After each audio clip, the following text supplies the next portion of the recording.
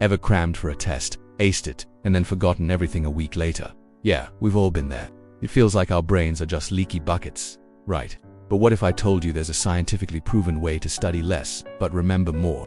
It sounds like magic, but it's a real psychological principle called the spacing effect. So, what is this spacing effect? Put simply, it's the finding that we learn and retain information much more effectively when our study sessions are spread out over time, rather than crammed into one marathon session. Think of it as the difference between binge-watching an entire series in one night versus watching one episode each day. With the daily episodes, you have time to think about the plot, the characters, and you'll remember the details much better.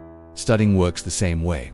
This whole idea was first discovered by a brilliant psychologist named Hermann Ebbinghaus way back in the 1880s. He figured out that by spacing out his learning, he could fight against what he called the forgetting curve. Each time you revisit a topic after a little break, your brain has to work a bit harder to retrieve that information.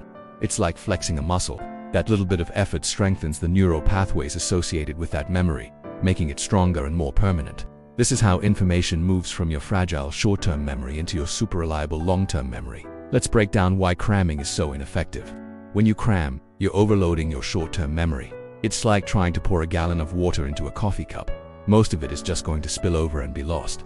Sure, you might hold on to enough to pass the test the next day, but that information hasn't been properly encoded for long-term storage. Spaced repetition, on the other hand, gives your brain the time it needs to process, consolidate, and truly understand the material. It builds a solid foundation of knowledge, not just a temporary house of cards.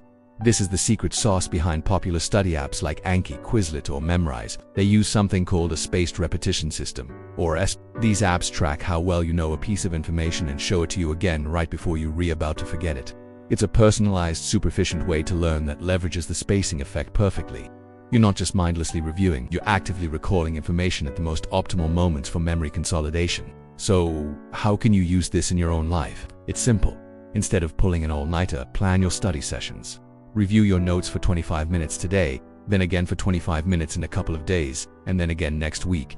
Whether you're learning a new language, mastering a musical instrument, or studying for a professional certification, this method is a game changer. The key is consistency, not intensity. A little bit, spread out often, beats a lot, all at once, every single time. So, ditch the cramming, embrace the space. Your brain will thank you for it, and your grades and your long-term knowledge will show the results. Thanks so much for watching.